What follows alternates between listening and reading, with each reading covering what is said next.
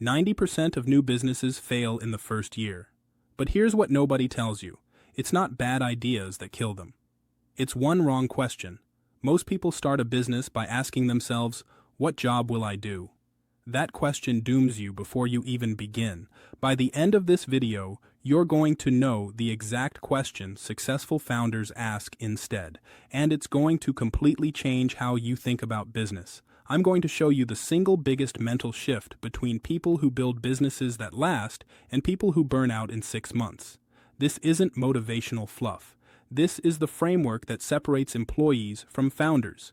Here's what we're covering. First, the two mindsets and why one traps you while the other frees you. Second, why purpose beats passion every single time. And third, how to connect a problem to your purpose so you never run out of fuel. Let's start with the mindset that's killing your business before it even starts. Here's the employee mindset. What job will I do? When you ask this question, you're focused on tasks. You're thinking about what you'll be doing all day.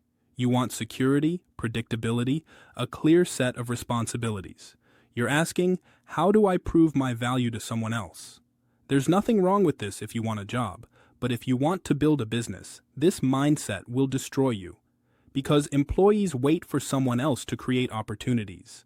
Founders create the opportunities themselves. Now here's the founder mindset. What problem do I want to solve? Notice the difference? You're not thinking about tasks anymore. You're thinking about problems and solutions. You're not looking for security. You're looking for opportunity. And instead of proving your value, you're creating value for other people. This one question reframes everything. You go from someone who follows instructions to someone who creates solutions. You shift from seeking a task to seeking a mission. And that mission, that's what keeps you alive when everything falls apart. So here's your first shift. Stop thinking like an employee who needs a job description. Start thinking like a founder who solves problems. But here's where most people get stuck.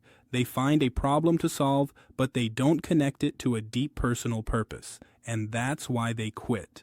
Let me tell you a story that Simon Squibb tells about nurses. Nurses showed up to work every single day for 150 years. Until recently, they never went on strike. Not once. Why?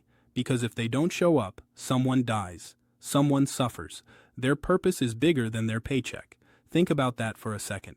These people worked through terrible conditions, low pay, and insane hours, but they kept showing up.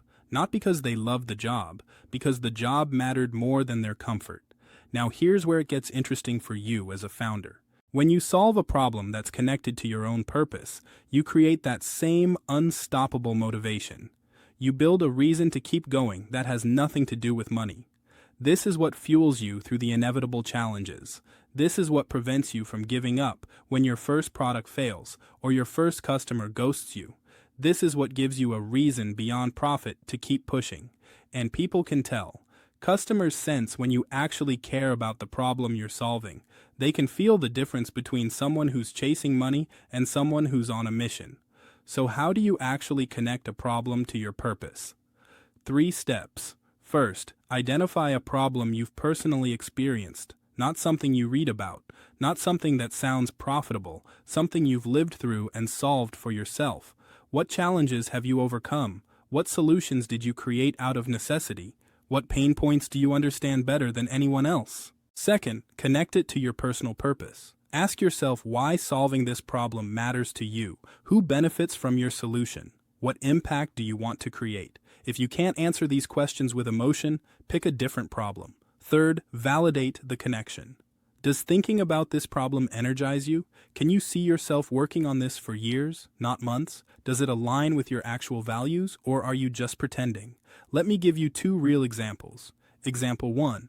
A fitness coach who helps parents lose weight after having kids. The problem? People struggle to get their body back while raising children. The purpose? Help parents regain confidence and energy for their families. The connection is obvious. This person probably went through it themselves. They know the pain. They developed a solution. Now they want to help others avoid that same struggle. Example 2. A financial advisor who works with young professionals drowning in debt. The problem? Overwhelm and stress from not knowing how to manage money. The purpose? Prevent others from experiencing the financial anxiety they went through. Again, the connection is personal. It's not just a business opportunity, it's a mission born from their own experience. Now let me show you what happens when you skip this step.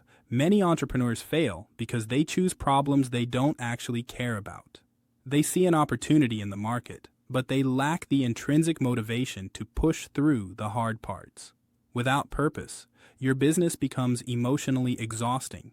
You can't sustain it long term. You struggle to communicate authentically because you're faking the passion, and eventually you burn out. I've seen this happen over and over. Someone starts a business because they think it'll make money. 6 months later, they're miserable. A year later, they quit. Not because the idea was bad, because they never connected it to something deeper. Let me bring this all together. The employee mindset asks, what job will I do?